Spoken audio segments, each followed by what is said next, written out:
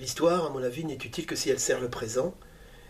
Et effectivement, au fur et à mesure que je pratiquais mes recherches, j'ai compris par exemple les problèmes de l'Ukraine, qui est un pays qui a été créé donc en 1918-1919, quand l'Autriche-Hongrie a envahi toute cette zone et a arraché en fait tout ce territoire aux Russes rouges et ce qu'on appelait les bolcheviks. Et par exemple, mais aussi la déclaration de Balfour est quelque chose d'important qui nous permet de comprendre le conflit israélo-palestinien.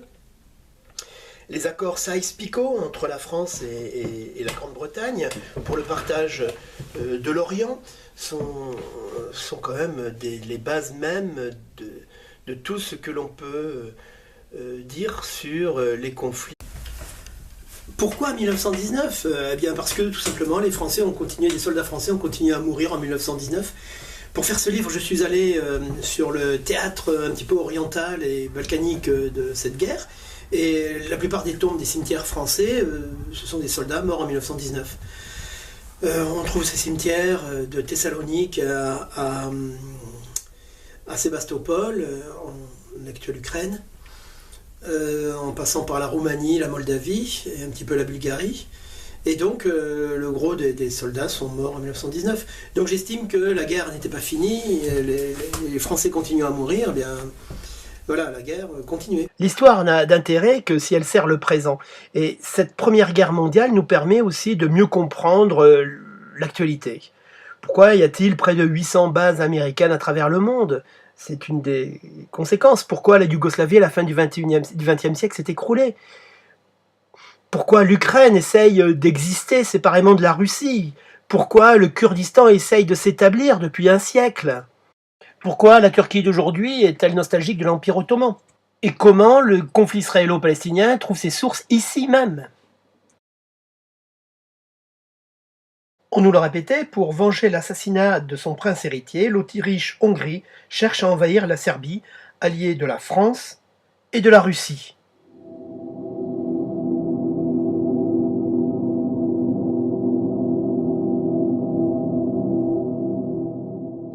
Alors, à travers les représentants des puissances européennes, cette guerre va mobiliser des peuples entiers et redessiner les cartes du monde. Nous assistons alors à un vaste mouvement de population qui met en jeu les empires coloniaux énormes des Britanniques et des Français. L'aspect inédit du livre est cette focale mise sur l'Empire ottoman et son pétrole. Les Britanniques ont déjà investi à Koweït et à Bassora. Les Allemands, de leur côté, veulent prendre part à cette manne grâce à la ligne de chemin de fer qu'ils construisent, le Bagdad-Ban. Il s'agit d'une ligne qui va de la mer du Nord au golfe Persique, en passant par la mer Noire. De Hambourg à Bassora, elle relie toutes les métropoles d'Europe centrale et du Moyen-Orient. Elle met les puits de pétrole de l'Empire ottoman à disposition de la puissance industrielle allemande. Mais, par leur route maritime entre l'Europe et les Indes, les maîtres de ce grand jeu sont les Britanniques. Ils ont une longueur d'avance puisqu'ils ont forcé la main du sultan en le menaçant d'une révolte arabe organisée par leurs agents s'il ne leur concédait pas l'exploitation des puits de pétrole. En effet, tout comme les Français investissent dans la construction du transsibérien, les Allemands prennent des actions dans la compagnie de trains ottomane, dont la rentabilité est certaine, puisqu'elle relie les puits de pétrole, mais aussi les grands pèlerinages de Jérusalem et la Mecque. N'oublions pas que le sultan est aussi le calife, le commandeur des croyants. Il a donc la responsabilité des millions de musulmans d'alors, mais aussi des chrétiens et des juifs qui se sont placés sous sa protection.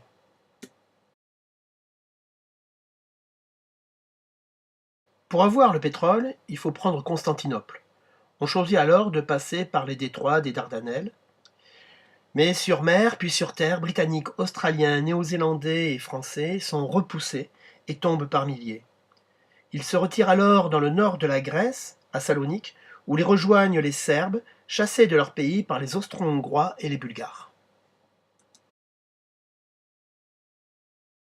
Comme ils piétinent dans les Balkans, les Britanniques essayent la route du Sud à partir de l'Égypte. Les Français sont avec eux pour la défense de Suez et la conquête de la Palestine. Ils sont tous épaulés par la Légion arabe, unifiée par Laurence d'Arabie et le prince Faisal.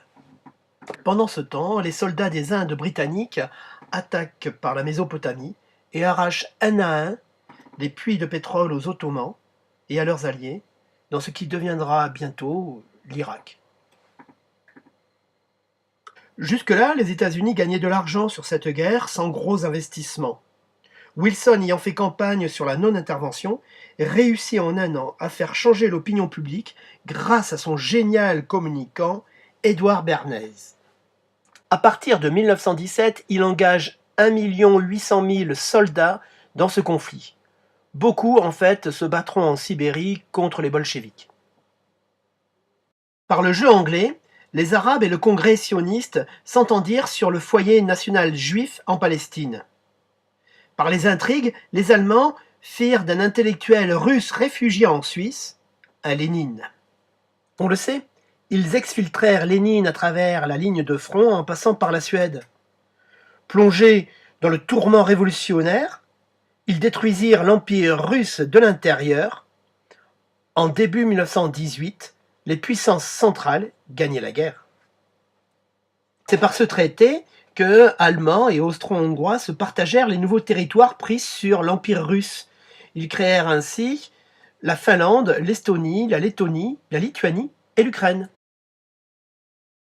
Les Alliés, craignant de voir le pétrole du Caucase passer aux mains des Ottomans ou des Austro-Hongrois, ou même pire des bolcheviks, les Britanniques intervinrent juste à temps, avant les armistices.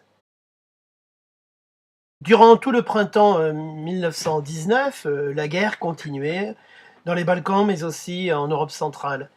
Alors que les épidémies de grippe et la guerre civile en Allemagne, Autriche-Hongrie et Moyen-Orient, la mort fauchait l'humanité par millions, les dirigeants du monde affluaient à Versailles pour tracer les nouvelles cartes du monde.